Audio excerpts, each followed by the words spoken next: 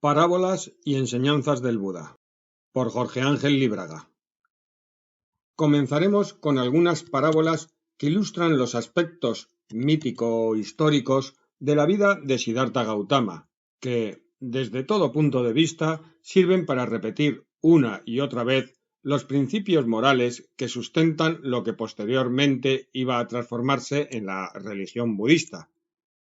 Un aspecto curioso de este sistema literario de parábolas es el que muestra que, a pesar de una casi asombrosa exactitud histórica, cada pueblo registra las anécdotas de acuerdo con su peculiar carácter, de tal manera que las parábolas japonesas son de carácter japonés, las chinas de carácter chino, y así sucesivamente, aunque unas y otras relaten el mismo hecho.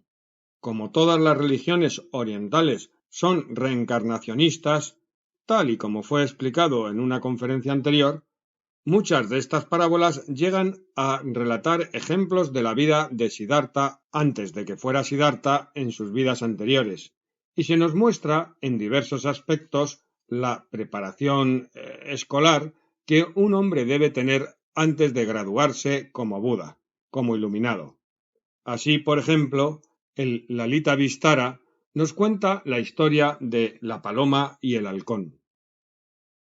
Se dice que en cierta ocasión había un halcón, que era en realidad el dios Indra, que estaba de acuerdo con los demás dioses para comprobar si era factible que el Buda llegara a ser alguna vez Buda. Es así que el halcón corría tras una paloma que estaba volando. La paloma se refugió en brazos del que iba a ser el Buda y le pidió protección. El futuro Buda se prometió a sí mismo no permitir que nada le ocurriese a la paloma.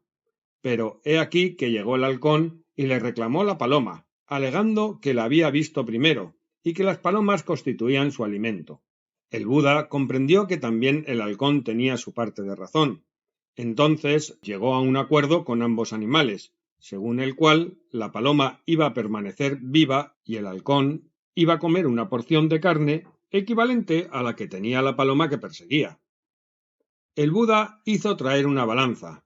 En el platillo colocó a la paloma y con un cuchillo comenzó a cortarse carne de su propia pierna, que iba colocando en el otro platillo.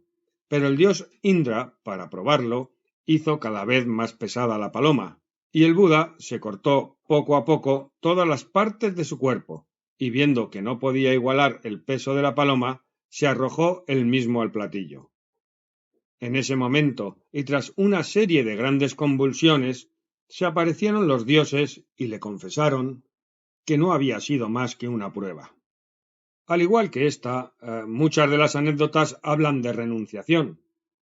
Otro ejemplo es la historia de la casa incendiada. Un riquísimo padre de familia poseía una gran casa, pero sus viejas paredes estaban carcomidas, sus pilares podridos y el techo muy seco e inflamable. Y sucedió que un día sintió olor a fuego. Salió precipitadamente de la casa, la vio abrasada por las llamas y se pasmó de horror, pues amaba tiernamente a sus hijos y sabía que, ignorando el peligro, jugaban en la morada.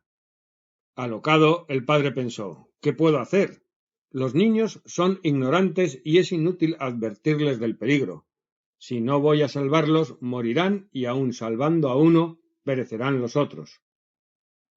De pronto se le ocurrió una idea. A mis hijos les gustan los juguetes, pensó. Si les prometo unos magníficos, me escucharán. Y entonces empezó a gritar: «Niños, venid a ver la gran fiesta que os he preparado. Aquí hay juguetes para vosotros como nunca los habéis visto. Pronto, que si no será tarde». Y he aquí que los niños salieron a escape de entre las ruinas. La palabra juguetes les había herido en su espíritu. Entonces el buen padre, en su alegría, les compró los más preciosos juguetes, y cuando vieron la casa destruida, comprendieron la buena intención de su padre y loaron la sabiduría de su Salvador. El Tathagata sabe que los niños del mundo aman el falso brillo de los placeres mundanos, y les describe la bondad de la justicia, esforzándose también en salvar sus almas de la perdición y dándoles los tesoros espirituales de la verdad. La parábola El ciego de nacimiento dice así. Había un ciego de nacimiento que decía: no creo en el mundo de luz de apariencias. No hay colores, ni brillos, ni sombras. No hay sol, ni luna, ni estrellas. Nadie ha visto esas cosas. Sus amigos le contestaban que no era así, pero él seguía firme en su opinión. Lo que pretendéis ver, respondía, no son sino ilusiones. Si los colores existiesen, yo los podría tocar. No tienen sustancia y no tienen realidad. En aquel entonces vivía un médico, quien fue llamado cerca del ciego. Mezcló 4 elementos simples y le curó de su enfermedad. El Tathagata es el médico, y los 4 elementos simples son las 4 nobles verdades. En otra clave, los 4 elementos de la personalidad. La cruel garza engañada nos cuenta. Un sastre, que administraba por lo general las ropas para la congregación, tenía la costumbre de engañar a sus clientes y vanagloriarse por ello de ser más listo que los demás hombres. Pero un día, habiendo concertado un negocio importante con un extranjero, dio con un maestro de fraudes y sufrió una gran pérdida. Y el bienaventurado dijo: ¿no es esto un acontecimiento único en el destino de este codicioso sastre? En otras oportunidades, encarnaciones, ha sufrido reveses parecidos, y al procurar engañar a los demás, se ha perdido finalmente a sí mismo. Este mismo insaciable sastre ha vivido muchas generaciones antes que ésta. En una de ellas vivió bajo la forma de una garza que había elegido casa cerca de un estanque. Cuando llegó la época de la sequía, dijo a los peces: ¿no estáis inquietos por vuestra suerte futura? Ahora hay poquísima agua, acaso menos de la que hace falta para alimentaros en este estanque. ¿Qué será de vosotros si por esta sequía se seca por completo? Es verdad, dijeron los peces, ¿qué será de nosotros? Yo conozco un lago hermoso que jamás se seca, replicó la garza. ¿No os agradaría que os llevase en el pico hasta él? Como los peces comenzaron a dudar de la honradez de la garza, ésta le propuso enviar a uno de ellos a que viese el lago. Una gruesa carpa se arriesgó a correr la aventura en beneficio de todos, y la garza la llevó a ver el lago magnífico, devolviéndola sana y salva entre sus congéneres.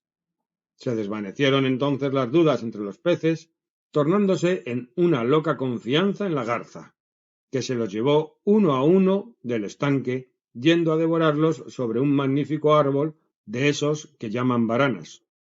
En el estanque hallábanse también un cangrejo, y cuando hubo devorado todos los peces, la garza sintió las ganas de comérselo y le dijo: «He transportado a todos los peces a un lago hermosísimo. ¿Quieres que te lleve a ti también?» «Pero, ¿cómo me agarrarás para llevarme?», preguntó el cangrejo. «Te llevaré en el pico», dijo la garza. «Me dejarás caer si me llevas así». «No quiero que me lleves», replicó el cangrejo. «No tengas miedo», dijo la garza. «Te llevaré seguro todo el camino». Entonces el cangrejo se dijo: «Cuando esta garza coge un pez, a buen seguro que no le deja ir al lago. Sin embargo, si me llevase realmente al lago sería magnífico. Pero si falla, le cortaré el cuello y la mataré». «Vamos, amiga mía», le dijo el cangrejo a la garza, «no serás capaz de sostenerme bien, pero nosotros los cangrejos tenemos una buena mano. Si me dejas agarrarte por el cuello con mis pinzas, iré a gusto contigo». Y la garza, que no vio que el cangrejo trataba de engañarla, consintió. Entonces el cangrejo se agarró a su cuello con las pinzas, tan sólidamente como un par de tenazas, y gritó: «¡Adelante, en marcha!». La garza, llevándole, le enseñó el lago, pero luego se dirigió al varana. «Amiga mía», exclamó el cangrejo, «el lago está por aquí, y tú me llevas por otro lado». Entonces la garza le dijo que él no era su amo, y mostrándole un montón de raspas de pescado, le advirtió que lo iba a devorar. «Ah, estos se han dejado comer por su estupidez, pero si yo muero, moriremos juntos». Y diciendo esto, el cangrejo apretó con sus pinzas el cuello de la garza como aviso. La garza, sollozando, le pidió que le concediese la vida. «Muy bien, Baja, pues, y deposítame en el lago. Así lo hizo, pero el cangrejo le cercenó su cabeza como un tallo de loto. Al terminar el Buda esta historia añadió: no es la primera vez que este hombre es engañado, también en otras existencias lo ha sido y de igual forma. No sabemos exactamente cuándo entró el budismo en China, ni por qué vía. Concordamos con la teoría de von Glasenapp en el sentido de que lo más probable es que los primeros hayan sido los directos enviados de Asoka, pues es irreal pensar que estos enviados, lanzados hacia todas partes, tan bien pertrechados e imbuidos de infinito fervor religioso, no hubiesen seguido la relativamente fácil ruta de la seda, si por otra parte los hallamos en Europa y en África. Así, alrededor de la mitad del siglo III a.C., y a través de Asia Central, el budismo pudo haber penetrado y aún haberse establecido en China. Se debe tener especialmente en cuenta que las dimensiones de China fueron muy elásticas, siendo en aquella época incomparablemente más pequeña que en la actualidad. Hay indicios de que al principio se confundió con las doctrinas de Lao Tse, coincidiendo con la doctrina del camino recto, o Tao. En cambio, el confucianismo, con su culto a las religiones primitivas de China y su afición a las ceremonias, le fue siempre adverso. No olvidemos que la palabra Wu Wei en chino significa no acción, y la encontramos asociada al Tao, en el Tao Te Ching.